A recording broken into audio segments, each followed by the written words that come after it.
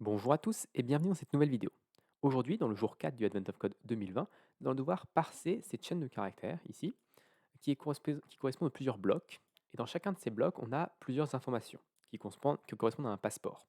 Donc l'année de naissance, par exemple, la hauteur, la couleur des cheveux, etc.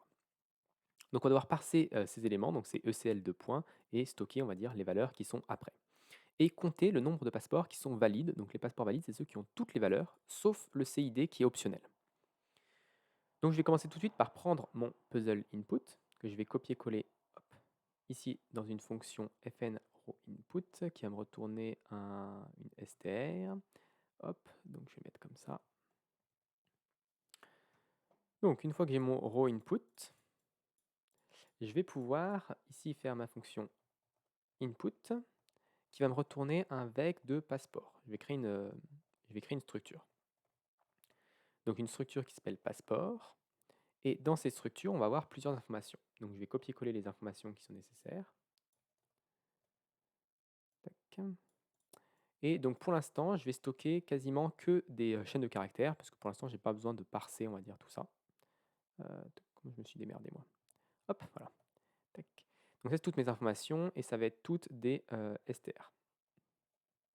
Alors je vais toutes leur mettre des lifetime statiques, parce que de toute manière, tout ça, si c'est statique, je suis pas sûr d'avoir besoin de le mettre ici, mais bon, voilà, je le mets quand même. Donc là, c'est tout des lifetime qui sont pendant toute la durée du programme, comme ça, on ne s'embête pas trop avec ça. Ok, ensuite avec mon input ici, ce qu'on va faire, c'est qu'on va prendre le raw input,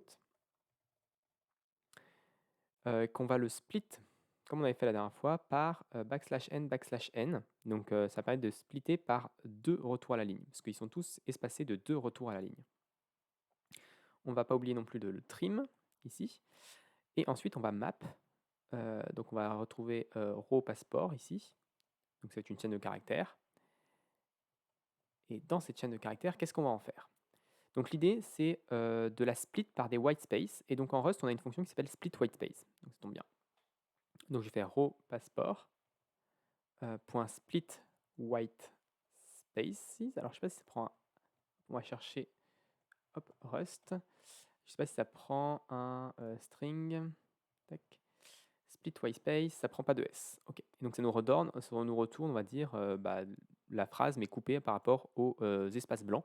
Donc c'est intéressant parce qu'il peut y avoir soit des espaces, soit également des retours à la ligne. Et les deux seront considérés comme un white space pour ma fonction à moi. Ok. Ensuite, ce qu'on va faire, c'est qu'on va faire un for key value in ça, parce que c'est des clés valeurs, on va dire. Et donc pour chacune des key values, qu'est-ce qu'on va faire? On va split aussi, on va faire key value.split par le 2 points. Ça va nous donner let mut. Alors là, on va appeler ça peut-être key value string. Et là, on va avoir un let mut key value égal à ça. Ensuite, on va avoir un let key est égal à key value.next.unwrap. On est sûr que c'est toujours présent. Et value, même chose. Voilà. Et ensuite, on va faire un match de key. Donc la value, ça va être une chaîne de caractères, donc ça va être un str, donc on n'a pas besoin de le matcher. Par contre, la key, il faut la transformer en b, y, etc. Enfin, vers les vraies valeurs, les vraies variables. Donc pour ça, je pense que je vais devoir créer des variables. Donc je vais créer ici toutes mes variables. Ça va être let mut de ça est égal à none par défaut. Donc none, ça veut dire qu'il n'y a pas de valeur présente. Donc là, je vais match la key. Je vais dire que si la key, c'est... Alors ça va être un petit peu verbeux, on va dire, mais bon. Donc si la key est égale à ça, tac. Dans ce cas-là, qu'est-ce qu'on fait? Alors, je ne sais pas si c'est flèche, jamais si c'est flèche comme ça ou pas. Dans ce cas-là, on va dire B, je vais copier-coller. Alors, c'est la magie des multicurseurs, est égal à value. Voilà. Donc ça devrait être bon. Et une fois qu'on a fait, on sort de notre for each, ce qu'on va faire, c'est qu'on va faire un match de toutes ces valeurs-là. Donc on va tricher un petit peu. Tac. On va les reprendre. Donc on va créer un tuple ici avec toutes les valeurs. Hop, comme ça. C'est la magie des multicurseurs sur ce genre d'exercice, effectivement. Voilà. Donc là, ça fait match de ça. Qu'est-ce que je vais match? Je vais match si j'ai un... Alors, on va reprendre ma chaîne de caractères. Donc si je match ça, je vais faire quelque chose. Je vais faire quelque chose. Sinon, je vais faire autre chose. Je ne sais pas encore quoi. OK. Et donc ici, ce qu'on va match, c'est pas seulement les valeurs. Je vais mettre une petite virgule ici pour me permettre de retrouver mes multicurseurs. Hop, je fais un de trop. Voilà. Donc en gros, ici, ce que je fais, c'est que je vais match ce tuple, ici de 1, 2, 3, 4, 5, 6, 7 éléments, et je vais matcher comme quoi c'est que des sommes. Donc c'est somme BIR, somme IVR, somme ER, etc., etc. Donc je vais matcher que si c'est des sommes, et s'il y en a un qui n'est pas bon, alors d'ailleurs, ici, je m'en fiche, je vais juste mettre CID ici, parce que le country ID est optionnel. D'ailleurs, je ne l'ai pas mis ici. Ici, ça va être une option de ça, parce que c'est optionnel. Ok, donc CID, je ne vais pas matcher que c'est un somme, je m'en fiche que ce soit, quoi que ce soit, ça va fonctionner. Et ensuite, ici, ce que je vais faire, c'est que je vais dire que c'est somme de passeport. Donc ça va me retourner un passeport, et je vais y mettre toutes les valeurs. Tac. Et normalement, ça devrait fonctionner. En cas de non, je vais mettre un non ici, et donc ça va me retourner somme ou non. Donc cette fonction-là, elle va me retourner un passports est égal, et ça va me retourner un vec de option de passeport. Donc est-ce que j'ai peut-être un passeport ou peut-être pas si ça n'a pas matché. À la fin, je vais mettre mon collect. Hop. Et l'idée, moi, c'est ce que je voudrais avoir que des passeports valides. Donc si je veux que des passeports valides, il va falloir que je filtre, on va dire, que je récupère que les sommes et que j'enlève les none de ma fonction. Alors ça, c'est un petit peu plus compliqué. Je ne sais pas si Rust a une fonction pour faire ça. Et donc on va chercher tout de suite, on va chercher Rust iter filter map, quelque chose comme ça. Ah, filter map. Core iter filter map. Alors, qu'est-ce que c'est? Filter map, tatatat. Donc filter map, ça nous renvoie somme, non. Est-ce que c'est ce que je veux vraiment? Parce que filter et map, sparse awk. Sparse, ok. Alors je comprends pas trop. Create both filters and map. Some value. Filter map, ouais, c'est ça. En fait, c'est filter map que je veux. Donc au lieu de faire ici un map, je vais faire un filter map. Comme ça, si ça retourne non, ça ne sera pas pris en compte. Si ça retourne pas non, ça sera pris en compte. Et donc ça me retourne un vec de passport. Et du coup, je peux juste le retourner normalement et ça devrait fonctionner. Alors, j'ai pas beaucoup compilé, on va voir, on va sans doute avoir des erreurs. Cargo run. Ok, donc on a des erreurs. Ici, qu'est-ce qu'on a des erreurs? Expected pattern, BY. Ici, je pense qu'il n'y a pas besoin de point virgule. Hop. Ok, alors ensuite, j'ai des erreurs sur unexpected token. Est-ce qu'il ne faudrait pas mettre une virgule ici à la fin de chaque ligne? Peut-être qu'il faut mettre des virgules à la fin de chaque ligne. Est-ce que j'ai moins d'erreurs? Oui, j'ai l'air d'avoir moins d'erreurs. Expected enum option found str. Alors, effectivement, ici, quand je stocke dans mes values, on s'attend à voir ici, c'est un non, c'est une option. Donc en fait, et value, finalement, c'est une chaîne de caractères. Donc l'idée, c'est ici, hop, là où je mets mon égal value, c'est toujours de l'englober dans un somme. Pour dire, OK, elle est présente. Je fais un cargo run, OK, pattern, trucmuche n'est pas covered. Match qui? Il faut me faire un match comme ça de qui? Expected str, found str. Alors c'est bizarre ça. Je sais pas trop pourquoi. Fin de référence, expected type str. Ok, non.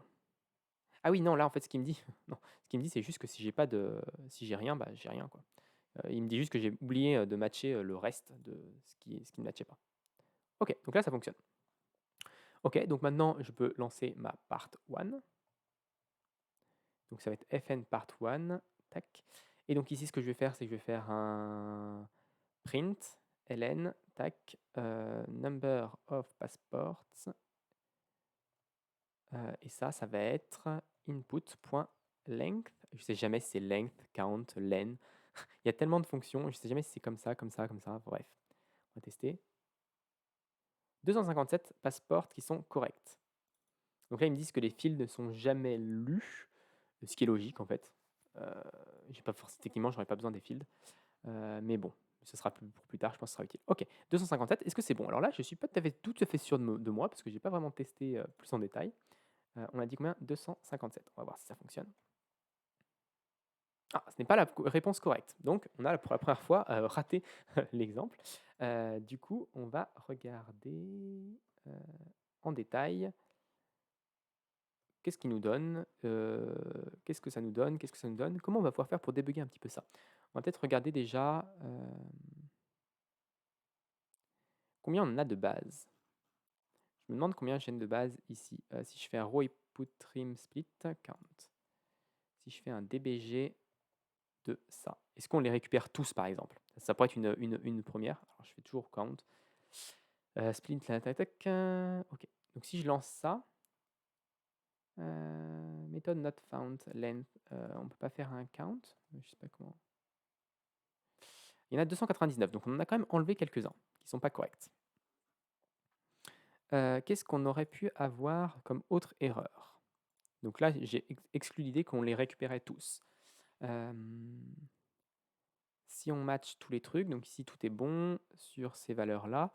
Ensuite, let key value va next wrap, unwrap.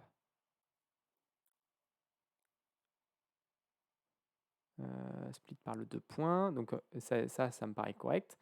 Ce qu'on va faire, c'est qu'on va peut-être faire un petit test, hein, comme la dernière fois. Donc c'est-à-dire qu'on va copier-coller ça. Ici, au lieu de faire un row input, on va lui passer ici en row input. C'est une chaîne de caractères. Donc là, ça va être row input. Très bien. Et ensuite, je vais faire un petit test. Je vais faire un fn test parsing. Cette fonction, ça va être une fonction de test. Alors, je vois que c'était comme ça, pour dire que c'est un test. Et donc, je vais dire que assert équivalent. Donc, je veux que ça soit égal à 2. Je crois que c'est 2 le nombre de... Ils nous disent qu'il y en a... il y a 1, 2, 3, 4 passeports. Le premier est valide. Le second est invalide. Le troisième est valide. Et le quatrième est invalide. Donc, il y en a 2 de valides. Donc, je veux que ce soit égal à 2. Qu'est-ce qui va être égal à 2? C'est input de tout ça. L'input de tout ça, c'est égal à 2, donc l'input.length de tout ça. Est-ce que c'est bon? Est-ce que c'est bon? Est-ce que c'est bon? On va voir. Est-ce que ça nous donne bien le bon truc? On va tester. Cargo test. Alors, lifetime static required. Ok. Donc là, on doit lui dire sans doute que c'est une lifetime de static. Input, peut-être, effectivement, ici, il faut que je lui passe raw input. Donc les tests passent. Donc c'est assez étonnant, parce que je ne comprends pas trop pourquoi. J'ai peut-être un problème d'indentation. Alors on va voir si l'indentation change quelque chose. Ça me paraît très bizarre, mais bon.